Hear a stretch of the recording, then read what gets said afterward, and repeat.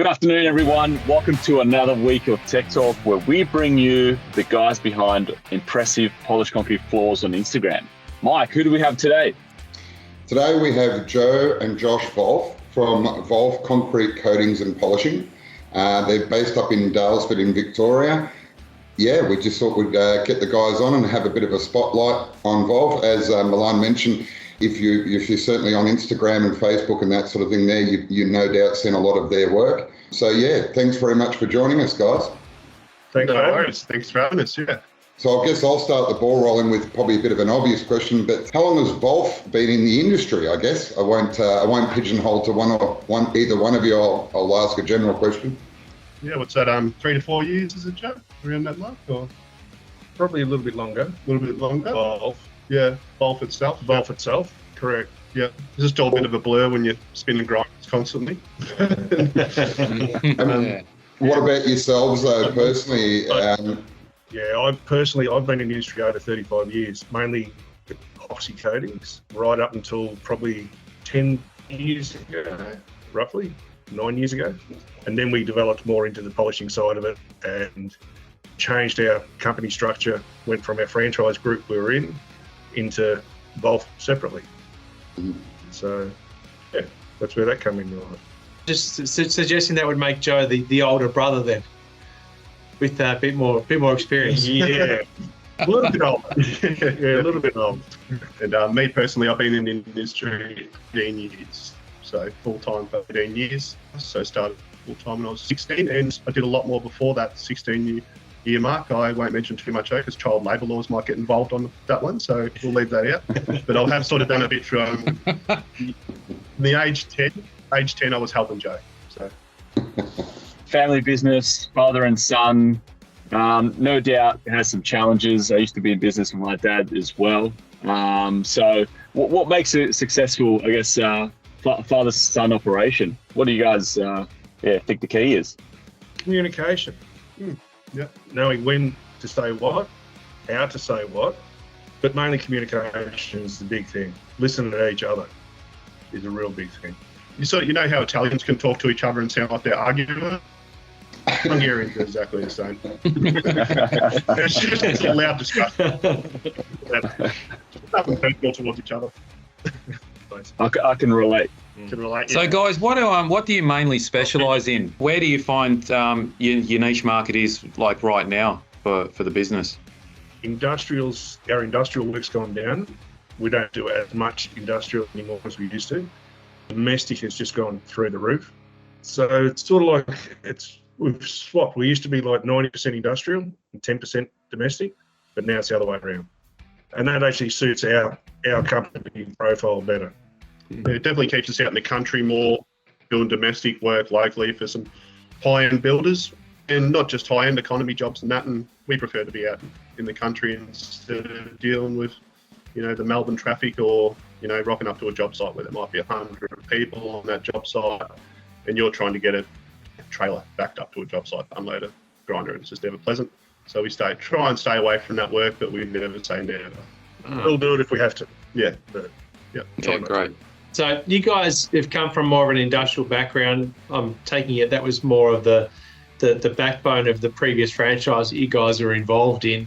Now you're doing a whole lot more polishing, residential, and predominantly in the country. Where do you guys see yourselves going from here? What does the future look like for Volf? Where are you guys headed? What would you say, Joe? I'd say just continuing what we're doing and just getting it finer and tuned. Yeah. Keep doing what we're doing. What's working is working. Yeah. Maybe a little bit more expanding down the track. But just what is working, keep it going. Yeah. There's definitely a few other things we're always experimenting with. So like with the concrete grinders, obviously you can do prep grinding for other type of flooring solutions. So there's always experiments that we've been on and off with for years on end. So that never stops. So we really can expand into other markets later, but we've always got that foundation of the prep grinders or polishing grinders to do different things in the industry. So we're definitely not a one-trick pony.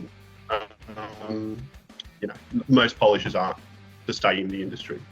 Most polishers are doing a pavilion finish. They are doing a garage with a vinyl a flake flooring system or something like that. So, everyone's pretty versatile, and I think that's what keeps us going. It does. What we want to sort of strive towards, stay versatile, mold to the industry. Like if the marketing manager rings up and says, everyone wants their garage painted this week, they see it on Google term searches or whatever, we're probably going to go more into that. We'll just follow the market and whatever it does. So, yeah. I've got a question for you. What does success look like for you as individuals and as part of the business? So could you tell us a little bit more about that and what success sort of translates for you guys?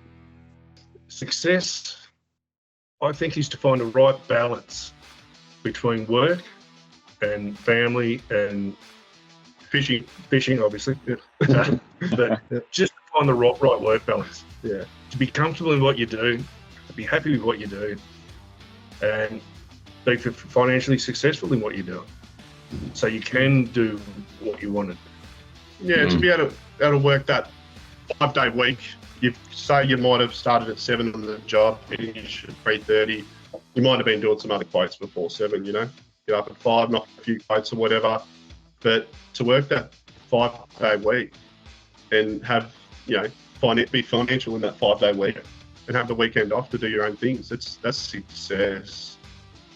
I agree. That's comfortable living. That is, instead of trying to work 70, 80-hour weeks and that, it's not very comfortable. So that can be successful money-wise, but is having money successful or living a comfortable life successful? So up sometimes. When you first kicked off the business and you're kind of specialising in the industrial side of things, did you find that it was hard to create a life-work balance? Because I know personally through my own business that the commercial industrial side of things tended to kind of pull me around, and the residential I could work a lot more seamlessly to have a life-work balance. Have you found the same through your journey with Volf? Yep, 100% correct. Exactly. When you're working in the industrial commercial side, you have to evolve to suit everyone else. You have to fit into their time frames, into their systems. It does make it a lot more difficult. And you are doing 16-hour days to try and achieve what you got to do. Yeah, it doesn't feel comfortable for us to be doing that sort of thing. We're happy doing what we're doing. No, having said that, with the industrial side, they are doing quick turnover in a chicken room with a cement floor. We work that 5-day work. We'll work the weekend, but we'll try and have like a Monday off or something, just trying to find that balance again. Otherwise, weeks go by. You sort of don't know where you're at by then. Yeah. It just gets a bit crazy, which you can get drawn into that very easily. So it sounds a bit to me as though discipline's also been a vital part to your success. Oh yeah, definitely. Yeah, definitely. What's something foolish that springs to mind straight away that's happened along the journey? Oh, I've got a good one for this actually. The most foolish thing we did was never buy a rack attack at the start. Yeah. Rack attack, so you rest your chest on, it's got the knee bracing. Well, you're 9-inching. 9-inch and a hand grip on that. I was nearly in tears at the end of some jobs on the hand tooling, constantly. And the rack attacks changed everything. That's the big thing. My back's not sore anymore, and the boys love them. That's just a very easy one. First thing that springs to mind. Some other foolish things was before there was training for polished concrete. We would look at American stuff. We'd sit down and try and research American stuff all the time. Not saying bad, but it didn't suit the machinery and tooling we were using all the time. And we were getting misled and going down the rabbit hole quite often. I think that was a thing that we probably foolish mistakes. Yeah, we made from the start. We're very grateful to companies like Works for the training that we've had over the years and the constant feedback, constant problem solving help that we get a lot from Josh and Tim and the whole team down there, Aiden. Yeah, it's just a magic help to our system. It's just a magic help to our business. We really appreciate it. Sounds like you avoided some big curveballs then. Yeah, there's been a lot of times when polishing floors and you could almost be in the corner in a fetal position because you just can't work out what's happened. Like your system's been going perfect all the way along, then it all just turns to crap at the end. Like why? And then you've got to work back from that. And in the early days, we've lost a lot of time. Yeah. You'd have to go, lose a day, 2 days, whatever, and start again. But through the training, through the help, through the tooling that's available nowadays, life's just getting so much easier. And you don't have them massive mistakes anymore. I can definitely relate polished concrete to boxing, 100%.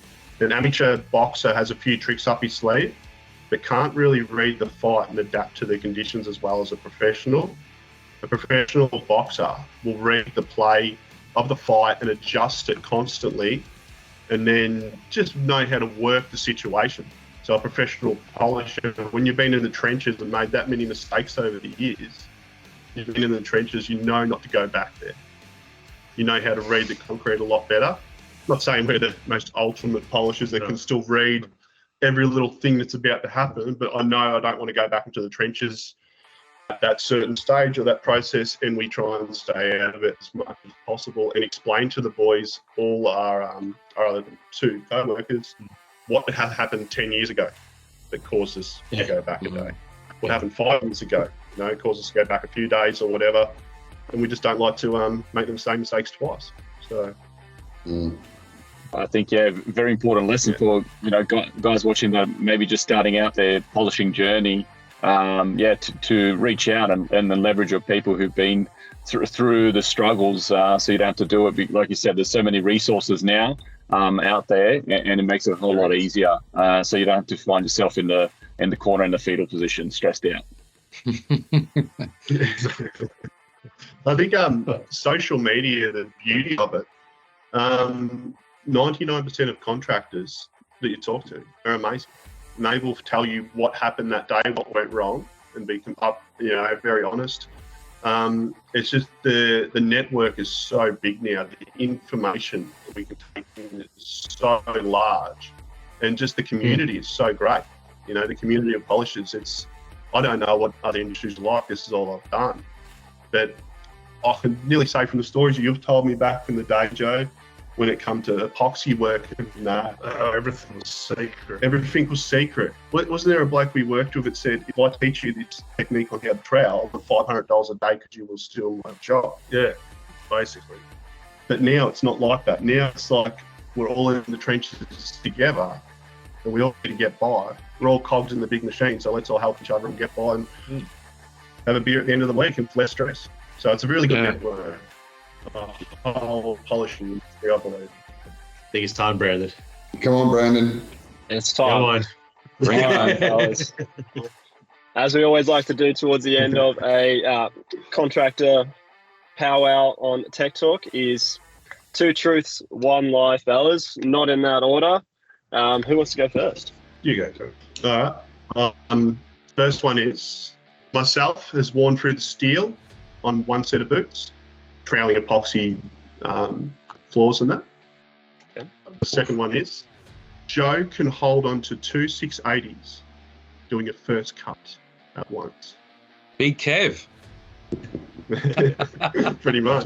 Big Kev version 2. And the last one is, myself and Joe had a full set of hair before we started polishing. All right, those are good ones. All right, who wants to have the first crack at guessing? Can I ask a question? Are the 2 680s RC? No, push. Sorry, I should have added that in. Yep. I used to do a bit of trail down epoxy myself and things like that, so I know the boot one isn't a myth. That one probably happened, because it happened to me. Yeah. That's all I got. That's all you got. You're not guessing? Yeah. I think Joe's got one big handshake and that sort of thing, but I don't know if he can handle 2 680s, but it wouldn't surprise me if I was wrong. But I reckon I'd go maybe that's the lie. All right. Mikey's locking in the 680. I Jay? reckon they've done this in order. Anymore? I reckon they've done 2 truths, 1 lie today. Josh is right. I'd have to agree. All right, so we got 2 for the third lie, and then Mikey's guessing the second. Give us the rundown, fellas. What was it? All right, so the boots wearing through the steel is true. And I've actually done 2 pairs of boots wearing through the steel. That is. the holding on to the 680s is a lie. I've never tried to. Really? And who's your sales rep with the finger on the pulse there? Would that be me? Would it? Know your customer, guys. Know your customers. Yeah, that would be quite dangerous, and there's no report to attempting that. So you what you're saying is you had hair before you met Mike. Before you met your rep. Mike causes us no stress, I can say that. But before we got really, Thanks, really guys. got into polishing, we both did it. All right, guys. Well, if we're all finished up there, I think we could probably keep chatting all day, but maybe we'll wind it up there. It's being late on a Friday in the afternoon. We do like to sort of wander off and maybe get a cold drink in our hands at this stage. But as I mentioned, I do have the pleasure of looking after you guys, as much as I can from Works Plus, and the other the guys here that support you with Josh and Tim and Hayden and so on. And it's a pleasure, guys. You're really fantastic to deal with and look after. So I suppose a very big thank you for joining us today, and we appreciate your time, and time is valuable. But so thank you very much. Thank you. Thanks for having us. Great to meet you guys. Cheers. Now it's time for a Thanks, dessert. guys. Thanks, gentlemen. Have a great weekend, everyone. Have a good one. There you guys. You too. Thank you. too. Bye. Cheers. Go, Catches.